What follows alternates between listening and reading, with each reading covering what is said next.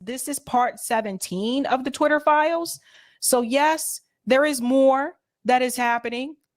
Now, Matt Taibbi did release this. I think he released it yesterday. Twitter files number 17, new knowledge, the Global Engagement Center and state-sponsored blacklist. Now, these are people who were blacklisted on Twitter, Twitter accounts that were blacklisted, and it's sponsored by the state. So let's go on. I'll make it a little bit bigger. On June 8th, 2021, an analyst at the Atlantic Council's Digital Forensics Research Lab wrote to Twitter, "Hi guys, attached you will find around 40K Twitter accounts that our researchers suspect are engaging in inauthentic behavior and Hindu nationalism more broadly." And here's a screenshot of that here. That's coming from Andy Carvin. What kills me about this is that they actually, again, they made the emails. Emails are traceable. Hi guys, attached you'll find the spreadsheet of around 40K Twitter accounts. So they included an entire spreadsheet for them to dive into. DFR Lab said it suspected 40,000 accounts of being paid employees or possibly volunteers of India's Bharatiya Janata Party, BJP. But the list was full of ordinary Americans with no connection to India and no clue about Indian politics. So here we go again with them, going after accounts that they thought was something that it wasn't. Crazy, right? Let's go on. I have no connection to any Hindu folks, just a Reagan Republican here in Connecticut. That came from Bobby Hailstone. A Hindu nationalist, I've never even been out of this country, let alone the state of New Jersey. That came from Lady D, 1861. These people are insane, said Crystal Woods. Twitter agreed. One reason many of the accounts remain active. Thanks, Andy, replied Trust and Safety Chief Yoel Roth. So you guys know Yoel Roth has been in all of these pretty much. I think just much every Twitter file I've talked about, or Twitter file release I've talked about, he's been a part of it in these emails. He goes on to say, I spot checked a number of these accounts and virtually all appear to be real people. And here's a screenshot of that email exchange here. Let's go on. Whoop. Go to the number 5. I don't know how he skipped number 6. Oh, that one was deleted. DFR Lab is funded by the U.S. government, specifically the Global Engagement Center. Director Graham Brookie denies DFR Lab. It is, blah, blah, blah, blah, blah. I cannot talk tonight. Director Graham Brookie denies DFR Lab.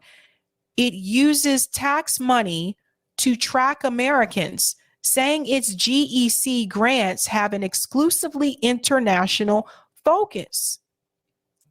But Americans on DFR's list, like Maricel Urbanek, are unconvinced its focus is exclusively international. This is un-American, she says. She immigrated from Castro's Cuba. They do this in places that don't believe in free speech. So here's a screenshot here of her account. Let's go on. The Global Engagement Center is usually listed as a State Department entity. It's not. Created in Obama's last year, GEC is an intra-agency group within state, whose initial partners included the FBI, the DHS, the NSA, the CIA, DARPA, Special Operations Command, and others. And here's a screenshot here. So you can see all the other organizations here. So there you go. The alphabet letter agencies, basically, guys. That's what you're looking at here. So Matt goes on to say GEC's mandate to recognize, understand, expose, and counter foreign disinformation. On the surface, it's the same mission the United States Information Agency fulfilled for decades, with a catch. USIA focused on foreign disinfo. GEC's focus is wider. And he has a copy of the section 1 here where it says establishment of the Global Engagement Center. The Secretary of State shall establish the Global Engagement Center, which shall lead the coordination, integration, and synchronization of government-wide communication activities directed at foreign audiences abroad in order to counter the messaging and diminish the influence of international terrorist organizations, including the Islamic State of Iraq and the Levant, Al-Qaeda, and other violent extremists abroad, with specific responsibilities as set forth in Section 3 of this order. He goes on to say it's an incubator for the domestic disinformation complex. All the ish, I have to be careful with the language on here now, all the ish we pulled in other countries since the Cold War, some morons decided to bring home. GEC could have avoided controversy by focusing on exposing and answering disinformation within research and a more public approach, as USIA did. Instead, it funded a secret list of subcontractors and helped pioneer an insidious and idiotic new form of blacklisting. So here we go. Here, GEC asked Twitter to review 499 accounts as foreign disinformation for reasons that include using Signal to communicate and tweeting the hashtag. Now, how many of you use Signal? I use Signal. I mean, this is just ridiculous. This is ridiculous. You're going after people because they use Signal and because they use this hashtag. Listen to this.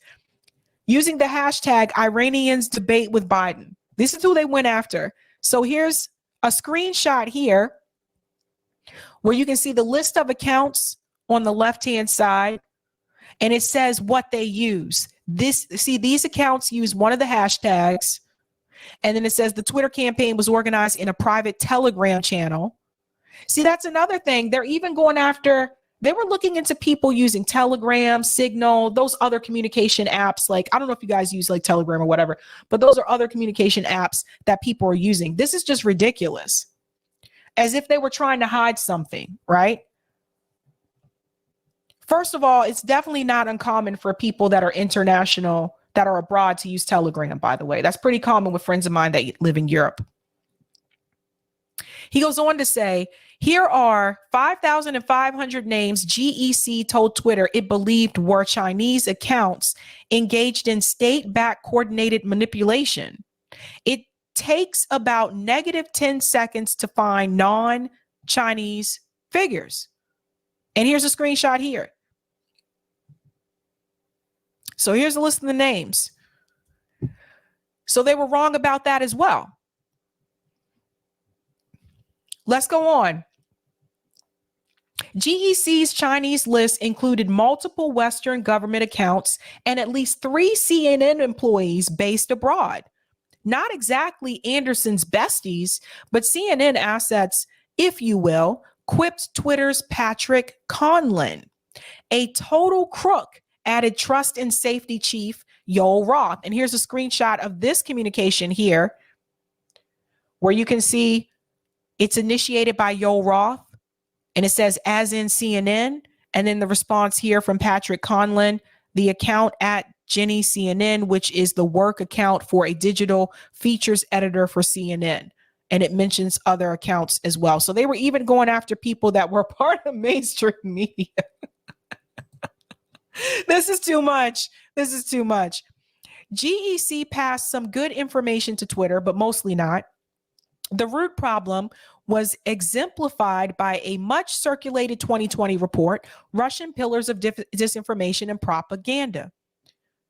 And then here's that here. So notice how it says U.S. Department of State. And then here's a screenshot here, how Russia's disinformation and propaganda spreads. And then they have a whole different path here. This is hilarious to me. Boy, I tell you. The GEC report was contradictory. On one hand, it offered reasoned evidence that a specific outlet like the Strategic Cultural Foundation was partnered with the Russian Foreign Ministry, which would make it a true proxy site. So they have a screenshot here where you can see that. It says proxy site profiles, the Strategic Culture Foundation. Let's go on. The same report advanced a far lazier idea. Along with state actors, groups that generate their own momentum should also be seen as parts of a propaganda ecosystem. Independence, GEC said, should not confuse those trying to discern the truth.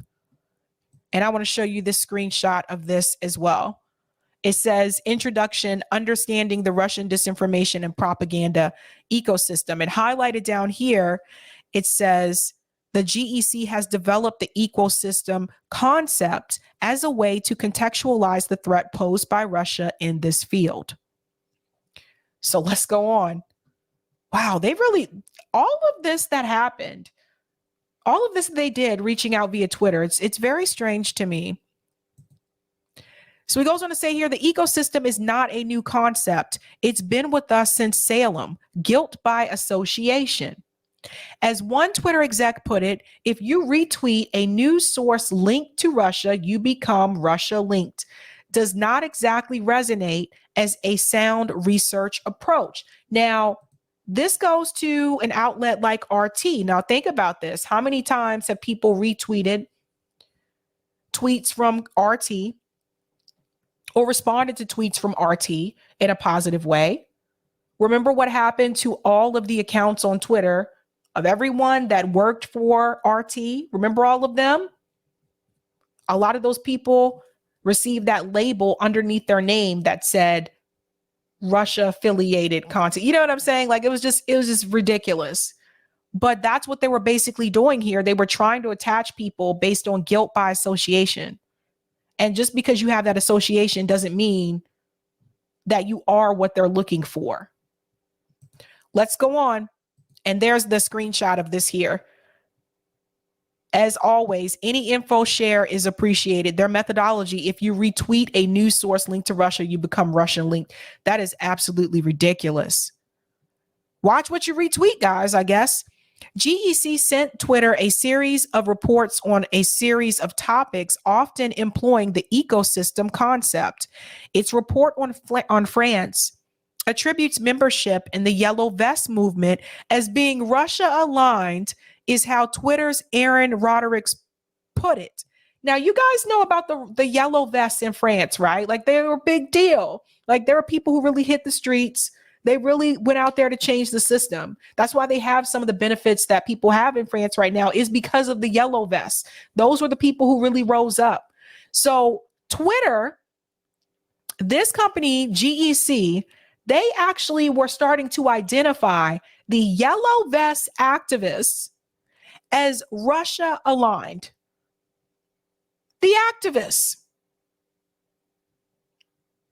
Ay, ay, ay. Ay, ay, ay. GEC's report on China was more entertainment value than anything, said Roderick's. It equates anything pro-China, but also anything against China in Italy as part of Russia's strategy. Here's a screenshot of this here. Online media analysis, Russia-linked amplifiers promote pro-Chinese narratives across Italy's Twitter landscape. This is the weirdest, honestly, the fact that people actually took the time to do this is ridiculous. This is ridiculous. Let's go on. Twitter staffers had professionalism. They tended to look at least once before declaring a thing foreign disinformation. This made them a tough crowd for GEC. Fortunately, there's an easier mark. The news media. GEC's game, create an alarmist report, send it to the slower animals in the journalism herd, and wait as reporters bang on Twitter's door, demanding to know why this or that ecosystem isn't obliterated. Twitter emails ooze frustration at such queries. UGGG reads 1. And I'll pull up the screenshot here. Oh, that one's blurred. I wonder if Matt knows these ones are blurry. Or maybe he had to do it that way. Okay, yeah. So here's an email here. And this is from Ian Plunkett. And it says, checking in here to see if we have more info from state. We've CNN on to us this evening with renewed focus over the weekend, expecting a round of media on this tomorrow. So basically, where GEC couldn't get Twitter to act, they got the media to act. All they had to do was send the same information that they sent to Twitter, and the Twitter employees were like, let us look this over first. Actually, you're wrong. These accounts are not what you say that they are. So they said, okay, it's not going to work with you guys. Let's send it to the media because the media will eat that up. Let's go on. Twitter disagreed with GEC's alert about Russian disinfo in South America, which appeared to confuse cause and effect. As Rodericks put it, I believe what they mean is there was a surge in accounts that agreed with Moscow-aligned narratives equals Moscow controlled. And you can see a copy of that email here. This one is a blurry. This is a blurry image too, but I was just letting you know that the receipt is there. I wonder if Matt knows that some of these images are blurred. Roth noted Brett Schaefer of the Alliance for Securing Democracy was quoted in Frankel's story and said, seems like ASD are back at their old tricks. And here we have a screenshot of this here. Again, this is coming from Yoel Roth, and it says strong +1 to everything Aaron said. It's certainly true that Russia operates an influence operation in Latin America, principally via the Spanish language RT, which is the highest engagement RT account globally. Without more evidence to back up the more dramatic claims, I don't think there's much we'd want to do here. So again, this was another example of a Twitter employee pushing back against the state blacklist organization, asking them to remove people or report people that actually didn't do anything wrong or didn't go against the Twitter guidelines. Let's go on. Roth was referring to the fact that the ASD created Hamilton 68. Remember, we talked about that release with the Twitter files. Another guilt by association scheme detailed in Twitter files number 15. The Hamilton dashboard claimed to track accounts linked to Russia influence activities, but the list was largely made up of Americans. Remember, we went over that one. If you haven't seen that, I think I clipped that one. I did clip that one. Yes. You can just watch the clip. That way you don't have to sort through the live stream. Just saying. The Hamilton 68 dashboard creator J.M. Berger was on the GEC payroll until June of 2017, just before the dashboard's launch. Hamilton claimed the list was the fruit of more than 3 years of observations.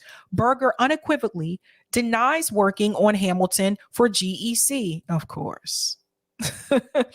J.M. Berger says, I checked my records to verify my recollections, and I need to correct the timeline. I work for GEC as a contractor through June 2017, not January. The Hamilton 68 dashboard employed digital alchemy to create streams of headlines tying Americans to foreign disinformation. The ecosystem reports GEC and many disinformation laboratories. Feed reporters are often just subtle versions of the same thing. And we showed those on the Hamilton 68 one. In a crucial in-house Q&A in mid-2017, Roth was asked if it was possible to detect Russian fingerprints using Twitter's public data. Though you can't make inferences, he said. In short, no. This is insane. How could this not be a privacy violation? Trying to detect fingerprints?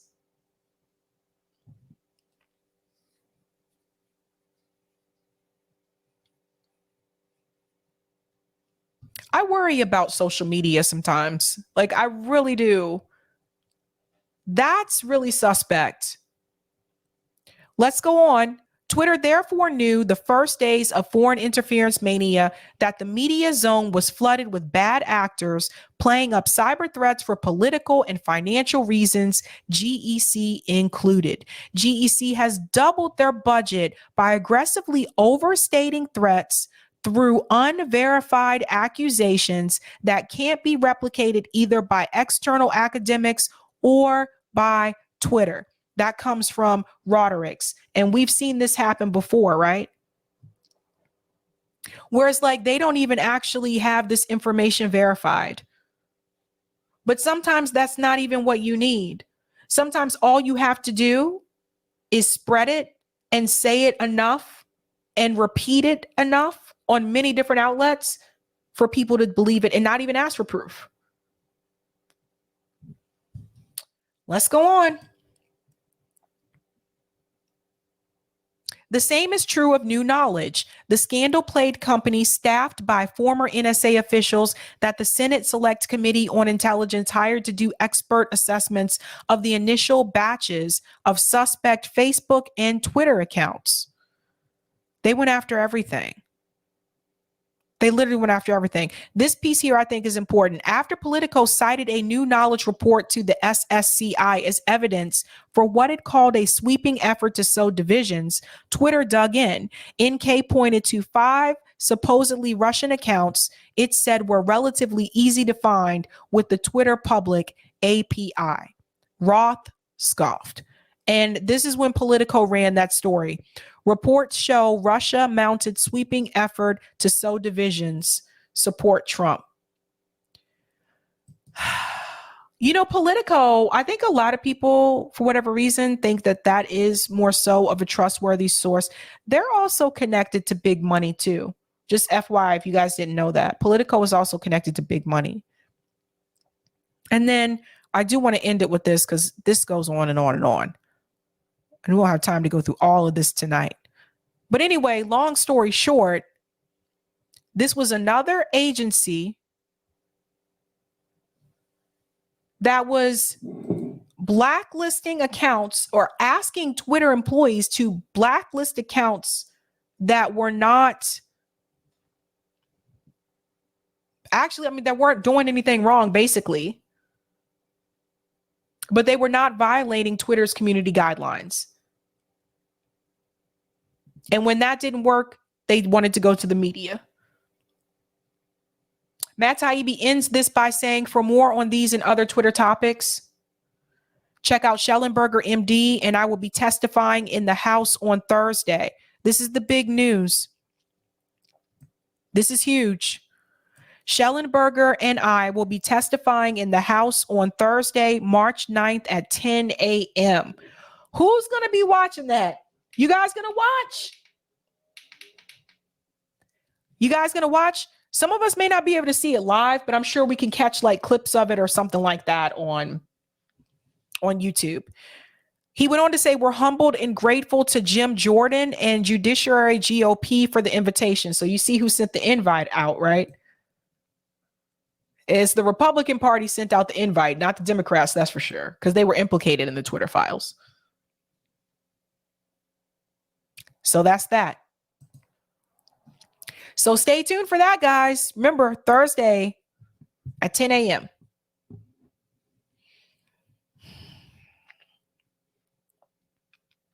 DC said, yeah, I love C-SPAN. I know, Robert, I know. Robert said Jim Jordan. I know. Thank you for the super chat, the king. The Twitter files should be all over the news. We are watching freedom of speech die in real time. Yeah, this is 100%. And like, I'm still trying to cover them. I know I started with the very first one, and I may have missed one or two here and there. If I didn't cover it on here, I covered it on RBN. But for the most part, I've been staying on the Twitter files. And I think we still need to continue to talk about them because it's very damning. It really is. And it just shows you that you really can't trust. You can't trust it, man. You can't trust some of these social media sites. That's what I'm saying. Like, oh, well.